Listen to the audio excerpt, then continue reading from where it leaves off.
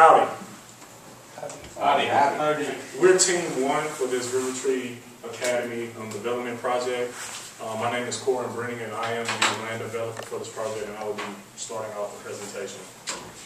So, first of all, what drove our development concept and how did we arrive at this point? 3 things really stuck out when I did demographic studies on the area, and that's education, crime, and health. If you look at some of these statistics, you can see that not only the Como neighborhood, but the whole Fort Worth area struggle in these 3 areas.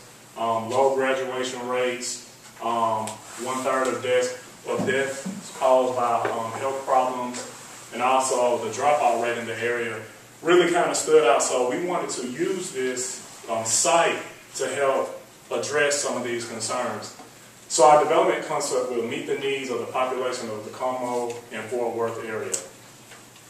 Pretty much providing them with skill sets that can lead to employment and that can also give them an outlet to obtain a healthier lifestyle.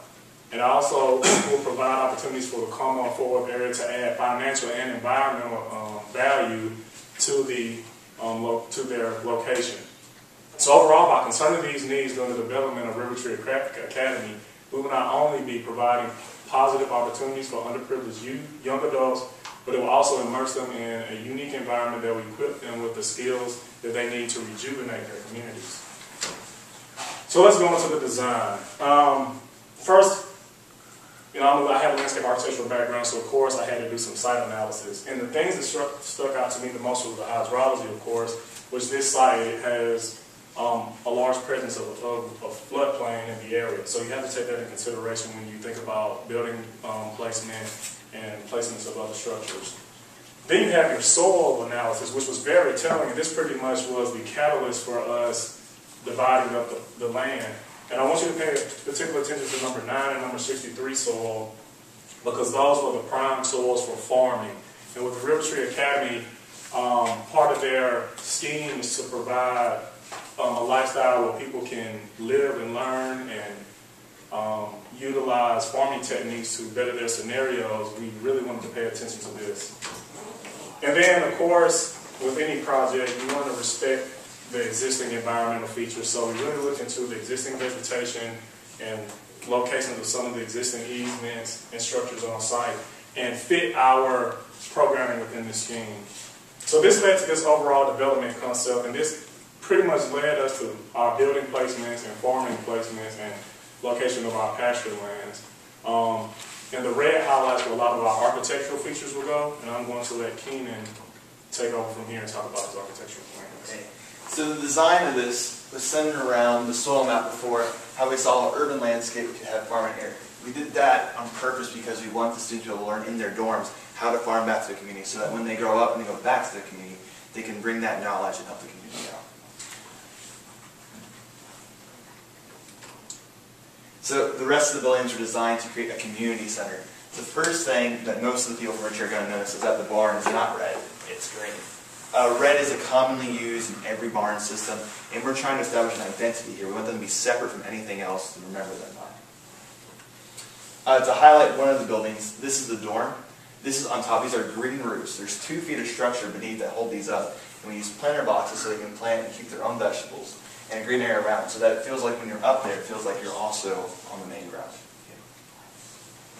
This is an elevation view to showcase the steel structure, the lanterns to go to home field. The entire buildings are all pier and beam except for the faculty housing, and that's to allow wind to go underneath and cool off the buildings. This is an axiometric view of the dorm again, and these louvers here are used to bring light in actually, not actually to always leave it out. By using them horizontally, the light will bounce off of them and in.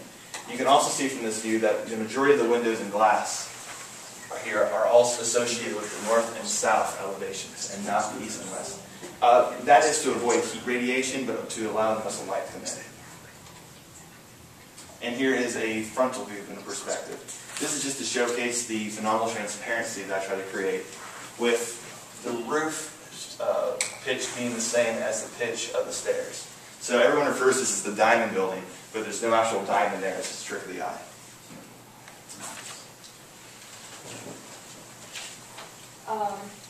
The RIVERTREE Academy project is built in 8 phases spread over 8 years. And the start date of the project would be 1st September 2015, and the end date of the project would be 28th June 2023.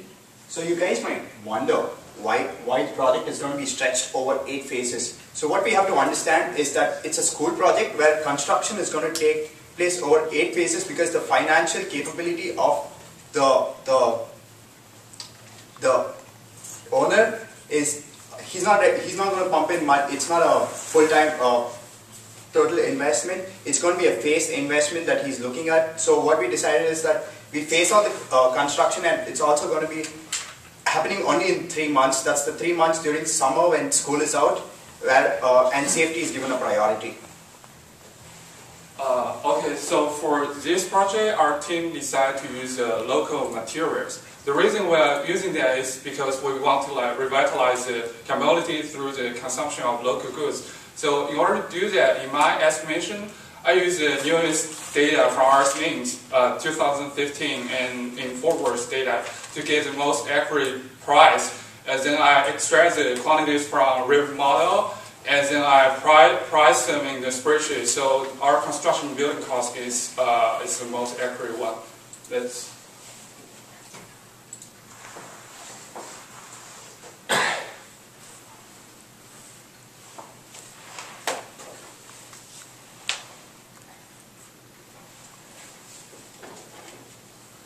No, there's no sound. Maybe look at the quality. Oh, quality. You can see it's all blurry. why is there no sound? There's no audio. Yeah, it's Because it's broken.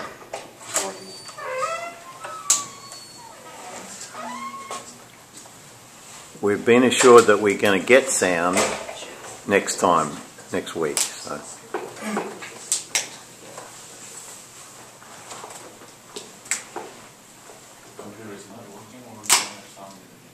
We have sound in the video, but the audio system doesn't work. Yeah, it doesn't work.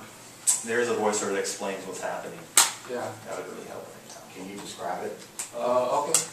Should we start the word again? Yeah, just to say something about building. So this is the process of the substructure. So the entire building is using the pyramid beam. This is a process of superstructure. That's the process of exterior wall. We use a teardrop wall with hardcore panel.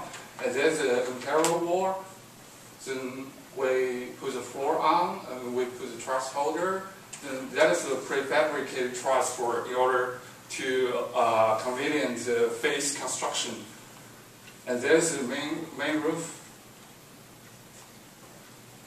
And the end is just putting the openings and finishes.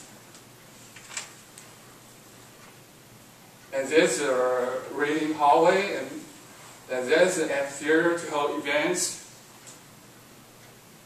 That's the overview of one part of our project. The main thing I want to show here is that every classroom receives natural daylight. And there's vertical farming. There's a space in the roof where students can meet after the class. They can relax. Okay, thank you.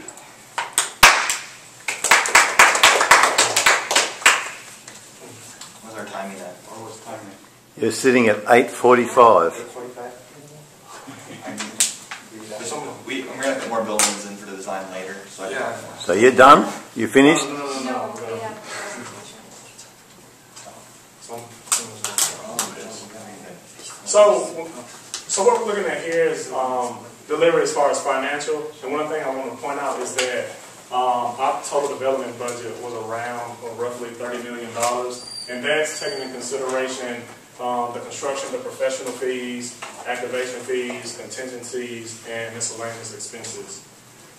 Here's how we plan to activate this thing. First of all, you have to let these problems in the area be known, because if you let the problems be known, I think people will be more willing to fix them.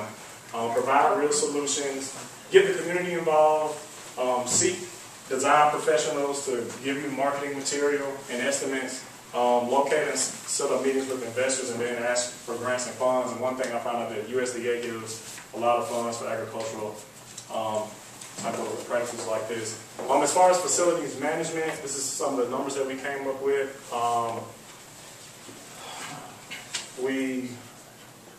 came up with when this thing is fully installed, it'll be around